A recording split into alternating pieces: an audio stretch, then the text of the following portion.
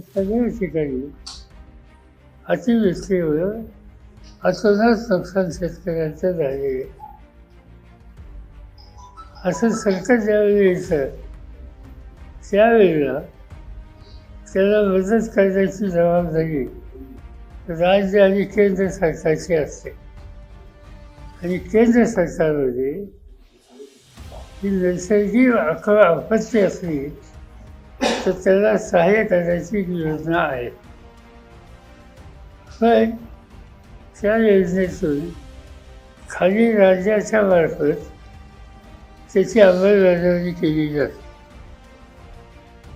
दरवर्षी केंद्राकडून अशा स्थितीला मदत करायला जी योजना आहे त्याच्याचा लाभ घेऊन राज्याने अतिशय वेगानं पंचनामे करून घेणं आणि तातडीनं त्याला नुकसान भरपाई देणं या दोन गोष्टी करायची गरज आहे.